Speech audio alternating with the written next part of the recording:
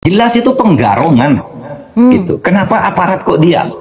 Ini mengerikan, aparat kita sekarang ini kayaknya dikendalikan oleh orang luar. Terkadang orang belum jelas saja sudah disidik.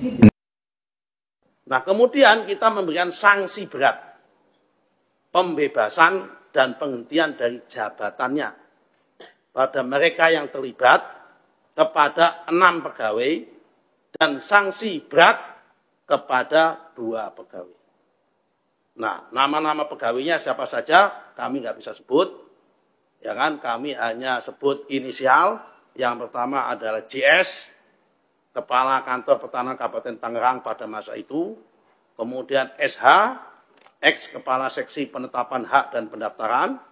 Kemudian ET, ex Kepala Seksi Survei dan Pemetaan. Kemudian WS, Ketua Panitia A. Kemudian YS, Ketua Panitia A. Kemudian NS Panitia A, kemudian LMX Kepala Survei dan Pemetaan setelah ET, kemudian KA XPLT Kepala Seksi Penetapan Hak dan Pendaftaran. Ini 8 orang ini yang sudah diperiksa oleh inspektorat dan sudah diberikan sanksi oleh inspektorat, tinggal proses peng-SK-an saksinya dan penarikan mereka dari jabatannya tersebut.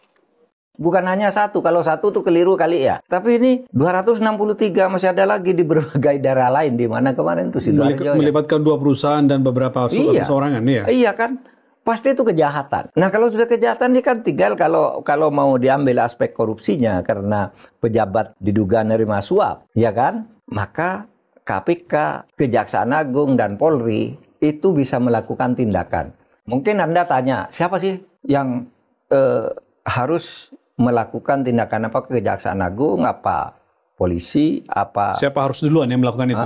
Yeah. Itu menurut hukum kita yang duluan mengambil tindakan itu tidak boleh diganggu. Siapapun? Siapapun. Dari kalau 3... misalnya polisi bertindak dulu, Jaksa Agung menahan diri, KPK menahan diri sampai polisi ini selesai. Kalau Kejaksaan Agung, merasa ini ada korupsinya, polisi diem, KPK diem. Kalau Jaksa Agung diem, polisi diem, KPK turun dong. Halo, Assalamualaikum warahmatullahi wabarakatuh. Apa kabar sahabat Henrys? Semoga sahabat Henrys dimanapun berada, tetap sehat, tetap semangat. Seperti biasa sahabat Henrys, welcome back to my YouTube channel, Henrys Media. Sahabat Henrys, gimana sih update terbaru perkembangan kasus pagar bambu di Tangerang, Banten yang sempat heboh kemarin? Dan apa informasi terkininya? Ini ada babak baru dari kasus pagar laut Tangerang, Banten. Disimak sampai selesai ya. Tapi bagi kalian yang baru mampir ke channel YouTube Henrys Media, jangan lupa ya support channel ini dengan tekan tombol subscribe di bawah, like, komen, dan juga share ke media sosial sahabat Henrys semua. Yuk sahabat Henrys, kita pantau terus pagar laut Tangerang heboh kemarin. Jangan sampai perhatian kita teralihkan dengan Cukucu Tahe gitu ya di India, dan juga skuad Hambalang katanya gitu ya, joget poco-poco. Jangan sampai guys ya, karena kita memikirkan bagaimana nasib rakyat, nasib nelayan di Tangerang, Banten. Yuk sahabat Henrys, kita lihat siapa sih dalang di balik pagar laut Tangerang. Kejagung siap bongkar jaringan korupsi SHGB. Kasus pagar laut yang membentang sepanjang 30 meter lebih di pesisir utara Tangerang, Banten memasuki babak baru. Kejaksaan Agung menyatakan sedang mendalami dugaan korupsi terkait penerbitan sertifikat hak guna bangunan atau SHGB dan sertifikat hak milik atau SHM pada lokasi yang dipasangi pagar. Langkah hukum dari Kejaksaan Agung diharapkan tidak hanya menyasar aktor lapangan, tetapi aktor intelektual di balik itu semua. Apalagi kasus ini diduga melibatkan politically exposed person atau tokoh yang telah berkuasa. Berdasarkan data Menteri Agraria dan Tata Ruang, Kepala Badan Pertahanan Nasional ATR BPN Nusron Wahid, terdapat 263 bidang berstatus SHGB di atas laut. Di antaranya 234 bidang milik PT Intan Agung Makmur, 20 bidang milik PT Cahaya Inti Sentosa, dan 9 bidang atas nama perorangan.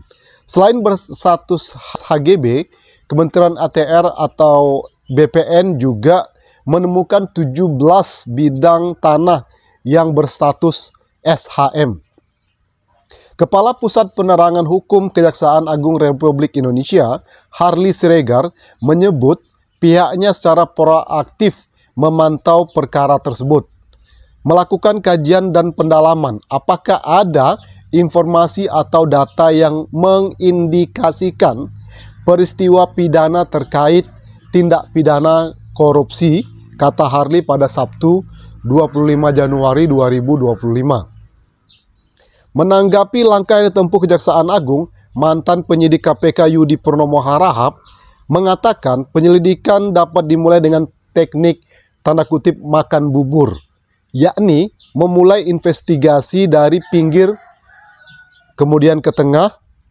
Artinya penyelidikan dapat dimulai dengan menyisir aktor-aktor kecil, kemudian menyasar ke aktor utamanya atau intellectual person tadi ya.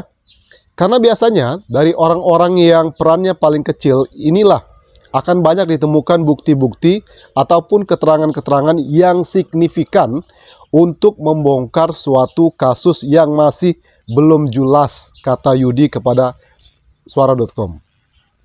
Menurutnya, penerbitan SHGB dan SHM di atas permukaan laut adalah sebuah kejanggalan. Penerbitan izin ini tentu melalui sejumlah proses yang melibatkan banyak pihak. Dia menjelaskan, setidaknya ada 3 klaster yang perlu didalami oleh Kejaksaan Agung, yaitu pemohon penerbitan sertifikat, klaster birokrat, dan klaster pihak-pihak yang memiliki hubungan dengan birokrat yang menerbitkan sertifikat. Birokrat itu mulai dari tingkat paling bawah, yaitu desa, sampai nanti tingkat kementerian jelasnya. Sebelumnya, Nusron Wahid menyampaikan 4 pejabat kantor pertanahan wilayah Tangerang sudah diperiksa Kementerian ATR BPN.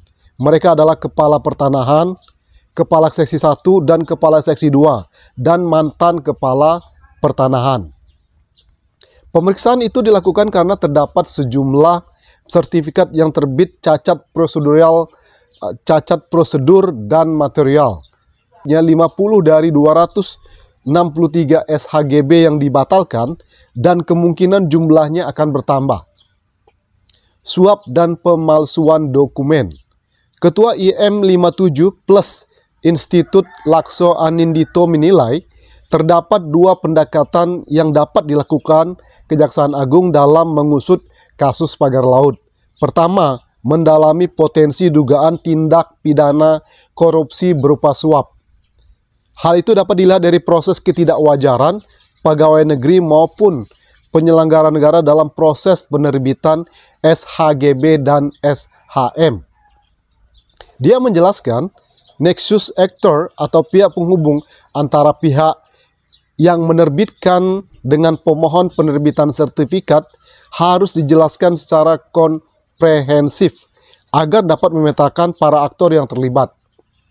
Apalagi dugaan suap terjadi pada waktu lampau.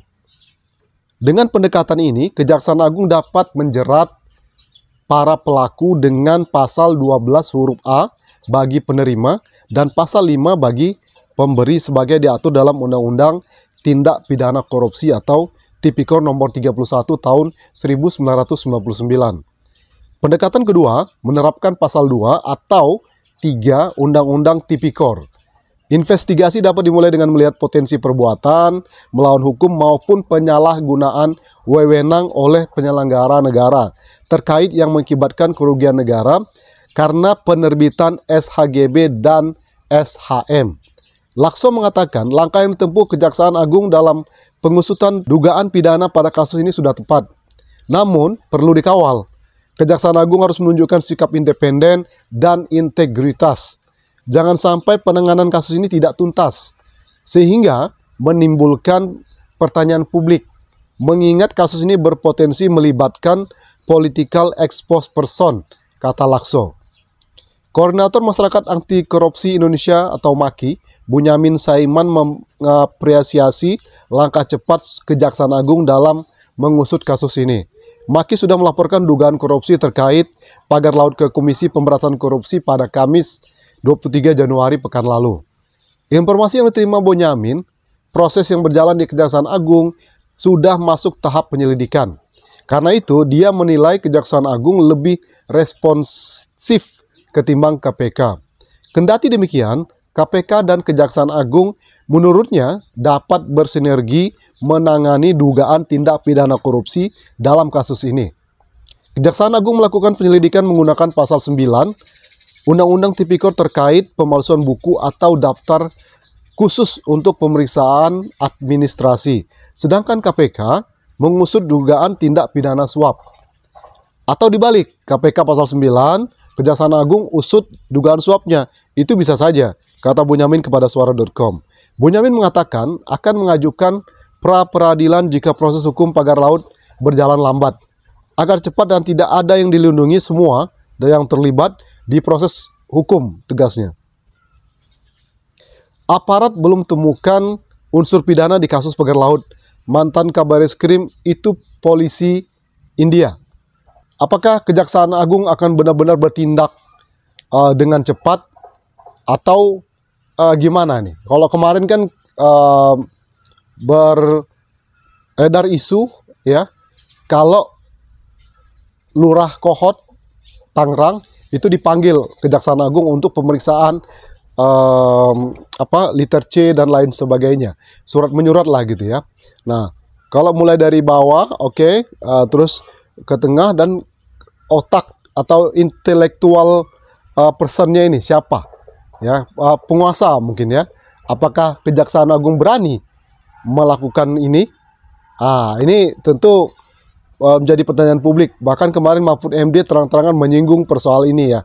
Jangan sampai ini hanya dibongkar saja pagar lautnya, bambunya itu, tapi tidak ada tindak lanjut selanjutnya. Habis viral, selesai, udah diam masyarakat, tenang, akhirnya diam pula, kan gitu ya. Jangan sampai itu terjadi. Apakah Prabowo berani benar-benar menindaklanjuti kasus pagar laut ini? Karena pagar laut ini kan yang nanti akan menjurus kepada reklamasi. Nah, reklamasi itu jelas-jelas sangat merugikan masyarakat kecil, nelayan, bahkan Jakarta dengan reklamasi PIK itu banjir terus, dan disenyalir memang PIK itu yang mengakibatkan sering terjadinya banjir di Jakarta. Karena laut yang diuruk otomatis, kata Pak Anies Baswedan dengan tegas, laut itu airnya kembali. Dan dengan tangan dinginnya Pak Anies Baswedan ketika menjadi gubernur Jakarta, Pak Anies Baswedan menyelamatkan Jakarta dari narasi Jakarta tenggelam. Nah, itu tindak tegasnya. Apakah Prabowo berani seperti Anies Baswedan melawan oligarki? We will see. Sementara kan sekarang Prabowo entah masih di India atau sudah pulang ini, nggak tahu kenapa. Belum lagi ini kan lagi heboh juga ini. Mantan presiden. Ada kemarin kita coba cari ya di Detik ya. Ada katanya Presiden Jokowi ini mungkin ya. Udah dirubah nih beritanya kayaknya. Oke. Presiden ke-7 Joko Widodo. Jokowi. Mungkin beritanya udah berubah. Kalau di TikTok kemarin lain itu ya. Entah mana yang benar. Kalau ini sudah mungkin sudah dirubah karena viral, Jokowi nyore bareng naik motor di Solo. Tapi Jokowi tenang-tenang saja ya. Kemarin dinobatkan masuk nominasi, ya kan? Belum dengan kisru dengan PDIP. Ada OCRBC menobatkan Jokowi masuk nominasi terkorup di dunia. Tapi Jokowi tenang-tenang aja. Udah gitu muncul lagi nih pagar laut di Tangerang, Banten. Jokowi santai-santai saja, tenang-tenang saja gitu loh.